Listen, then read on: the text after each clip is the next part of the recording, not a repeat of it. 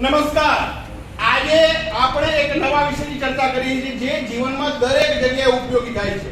વાતે વાતે અને વિચારે વિચારે જ્યારે આપણે જે વસ્તુની રજૂઆત કરીએ છીએ અને તેનું નામ છે કહેવત.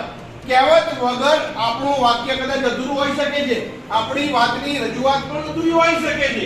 પણ આજે આપણે કહેવત વિશે ભણવાનું છે. કારણ કહેવત શા માટે મહત્વની છે? તો કહેવત જીવનના પહેલા શ્વાસથી માંડી અને છેલ્લા શ્વાસ સુધી હોઈ શકે છે કે ભાઈ દીકરીના પારણામાં અને પુત્રના પારણામાં, આવી કહેવત છે, પુત્રના પારણામાં અને દીકરીના પારણામાં લક્ષણો જોવા જ મળે છે. તો આવી કહેવતની શરૂઆત પારણાથી કરીએ છીએ. તો આજે ધોરણ 10 ના વિદ્યાર્થીઓ જ્યારે કહેવત વિશે શીખી રહ્યા છે તો એની અંદર પણ કંઈક ને કંઈક કોઈને કોઈ કહેવત રહેલી હોય છે. અને એ જ કહેવતો આજે તમારે બોલતા જવાની છે, મારે નોંધતા જવાની છે. અને એક વખત એવું બને કે કહેવત આપણા ગાગરમાં સાગર સ્વરૂપે આપણી પાસે આવી જાય. તો શરૂઆત કરી છે ધોરણ 10 ના જીકા મંડળ હાઈસ્કૂલના વિદ્યાર્થીઓથી. તો જીકા મંડળ હાઈસ્કૂલની પહેલી દીકરી બોલશે એક કહેવત અને એના વિશે સમજજો. એક પંથ દો કાજ, એટલે કે એક રસ્તા ઉપર જતા જતા બે કામ કરી શકાય. ખ્યાલ આવી ગયો? ત્યારબાદ બીજી કહેવત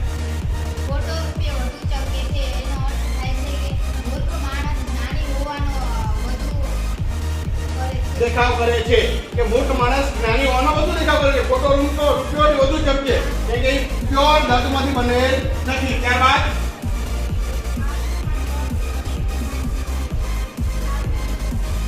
આપ સમાન બળ નહીં, ઈ સમાન ગત નહીં. એટલે કે જાત મહેનતથી કામ કરશો, તમે તમારી જાતે કામ કરશો તો તમને પૂરો વિશ્વાસ રહેશે.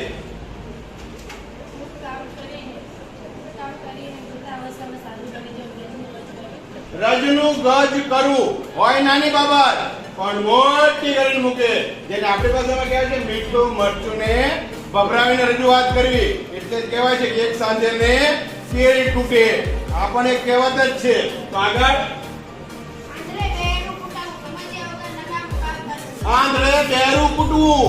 કે કઈ, સમજે કઈ અને કરે કઈ અને પરિણામ આવે જુદું. તો આવી પણ એક કહેવત છે કે જે આપણે વારંવાર ક્યાંક બોલતા હોઈએ છીએ. ચલો બેટા પછી હાથે કરે કે સાથે, જે વ્યક્તિ પોતાના હાથે કામ કરે છે એને કોઈના ઉપર વિશ્વાસ મૂકવાની જરૂરિયાત નથી, એની જાત પર વિશ્વાસ મૂકવો પડે છે. ત્યારબાદ ચામડી તૂટે પણ દમડી ન છૂટે. એટલે કે પૈસો ભેગો કરવો ગમે છે, ચામડી તૂટી જાય, કામ કરે પણ રૂપિયો કોઈની પાછળ વાપરે નહીં. એટલે બીજી એક કહેવત છે કે લોભીના ધન ઉતારા ખાય. આગળ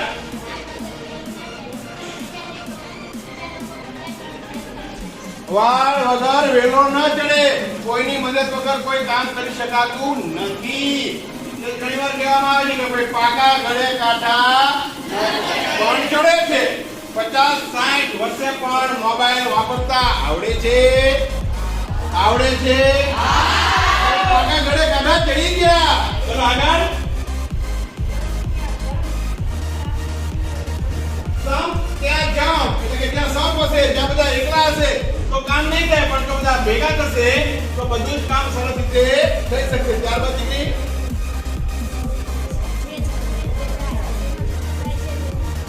જે જન્મે કે જાય, એટલે કે નામ છે એનો નાશ નક્કી છે. ઓકે. ત્યારબાદ બોલે તેના બોર વેચાય. બોલ્યા વગર ચૂપચાપ ઉભા રહે તો કોઈ પણ વસ્તુનો વેપાર થતો નથી. પણ એની સાથે એક બીજી કહેવત પણ છે, ન બોલાના 9 ગુણ. કઈ માનવી આપણે નક્કી કરવાનું છે કે બોલે એના બોર કે ન બોલેના 9 ગુણ. ચલો બેટા પછી કુમળું ઝાડ જેવી રીતે વાળીએ તેમ વળે. એટલે કે નાના બાળકને આપણે જે પદ્ધતિથી શીખવાડીએ એ પ્રમાણે કામ કરે. મોટેથી બોલો, અવાજ ના જોઈએ, મોટેથી. રામ રાખે અને કોણ ચાખે, જાકો રાખે સાઈયા માર સકે ના કોઈ. જો જગબેરી હોય બાલના વાકા કરી શકે, જો જગબેરી હોય. હવે હિન્દીમાં પણ કહેવત હોય છે, ગુજરાતીની વાત કરીએ કે ભગવાન તમારી સાથે હોય તો કોઈની તાકાત નથી. બોલો બેટા આગળ મોટે છે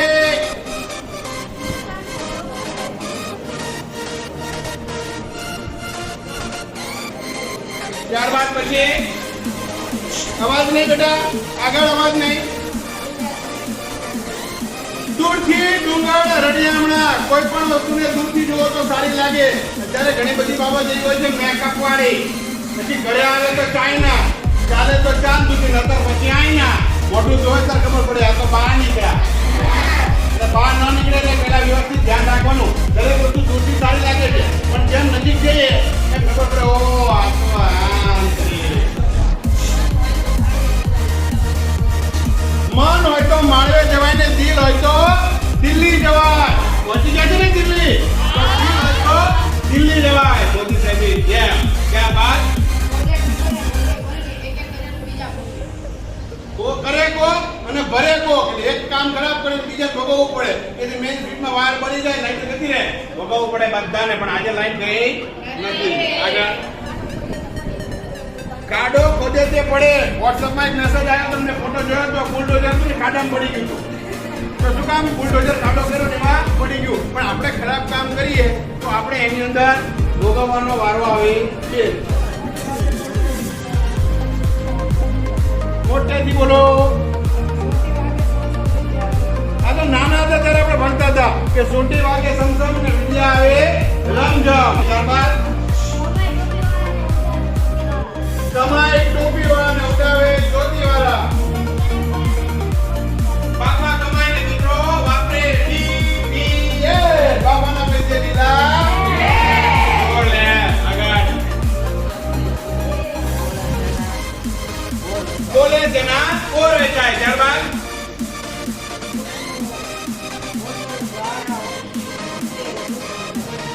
દુઃખનું અસર નડે. એટલે કે દુઃખ આવે ત્યારે થોડો સમય સહન કરી લે તો લાંબો ટાઈમ સુધી તકલીફ પડે નહીં. દાઢી ને સાવણી એક સાથે બે કામ કરી શકાય જો તમારું મગજ સ્થિર હોય તો. નહીંતર બે બગડે એટલે કહેવત આવી છે કે બાવાના બે બગડ્યા.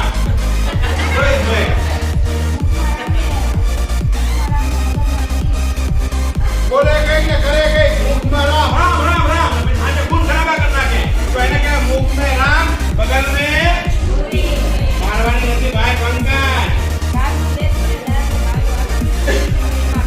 કામનો બેસવો ને ડાળનો ભાગો. યાદ કરતા હોય નુકસાન થશે ડાટ થઈ જાય. એટલે કે કામનો બેસવું હું આમ અડવા ગયો અને તૂટી ગયો. પેલા તૂટેલો જ હતો. આગળ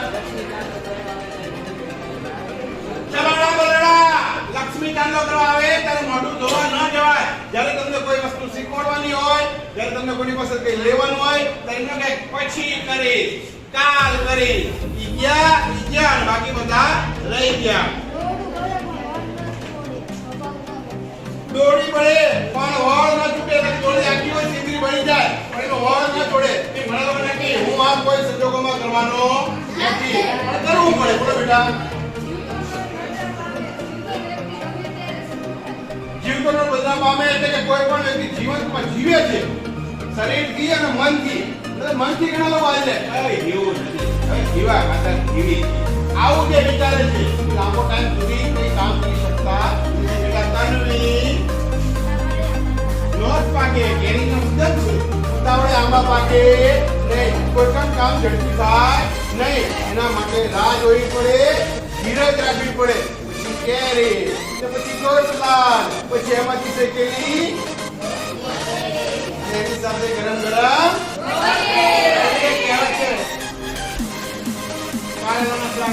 ઊંડી રોટલી ને પડે કતું આવરે વરસાદ ઊંડી લોકોને ભાવે છે નથી ભાવતો.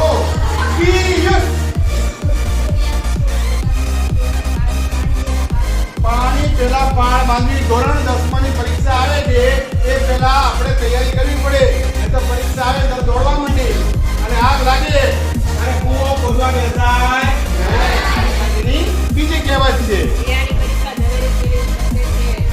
વીરાની પરીક્ષા ઝવેરી કરી શકે છે, બીજી કોઈ વ્યક્તિને અપાય નહીં. એને તો કાચનો ટુકડો લાગે.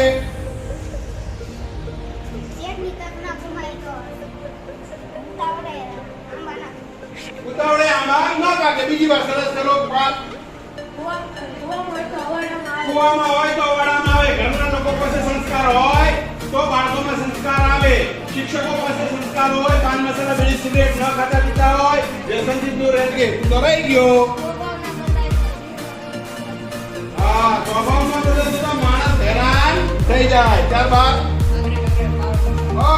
કાગરે પાળ બંધાય અને ટીપે ટીપે બોલ આવડે છે પણ લખવું નથી છે એમ કહેવાનું. ચલો આગળ. હા, વાણ થઈને ચીમડા કરે. આપણા લોકો આપણને હેરાન કરે, આપણો સમાજ આપણને હેરાન કરે. એટલે તો કહેવાય છે કે પુત્રનો સંગ કાશીએ પહોંચે. આઈને હેરાન કરી નાખે બિચારાને. ચાલો આગળ. સાચી વાત વાળા ધ્યાન આપો. વાવે જેવું લણે, બાવળ વાવે તો બાવળ અને આંબો વાવે તો ભગવાન ઈશ્વર કીડીને કાન અને હાથીને અને મને પાન. એટલે કે જે જેવું કામ કરે એને એ પ્રમાણે મળી રહે. કીડીને કાન મન નો અપાય, હાથીને કણ અપાય નહીં. હાથ ના કરાર હૈયે વાગે. આપણે ખરાબ કામ કર્યા હોય તો આપણે જ ભોગવવા પડે. ઓઠ સાજા તો ઉત્તર જાજા. ઘણા લોકો બહુ હોશિયાર હોય બોલવામાં. એવો જવાબ આપે એને હાજર જવાબી કહેવાય. હાજર જવાબી ક્યાંય પાછા પડે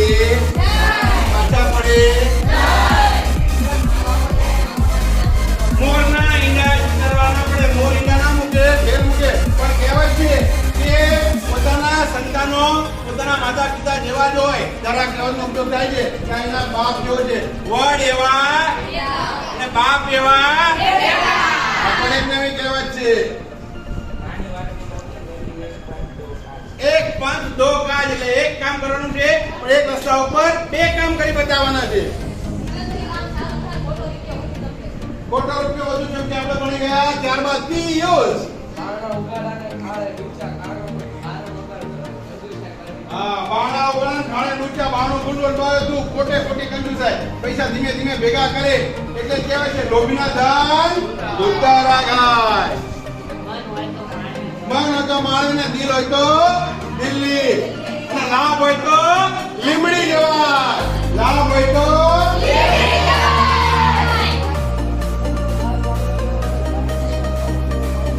ઉમળા પાળ વાળ ઝાડને જેવું વાળી એટલે વળે. એટલે બાળપણમાં બાળકને સારા સંસ્કાર આપો તો વાંધો આવે નહીં.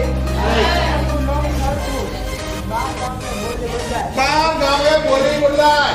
અલગ અલગ જગ્યાએ જાય તો અલગ અલગ બોલાય. એટલે કે કહેવત એવી પણ આવે છે કે ભાવતું તુને વૈદ્ય કીધું કે મેં આ જ ખાવાનું. હે મને તો જલેબી જ ભાવે. એટલે ભાવતું તુને વૈદ્ય કીધું.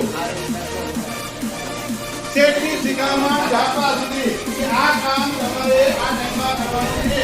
આપણે બધું પણ એક કામ આપણે બીજે કામે ઝાપા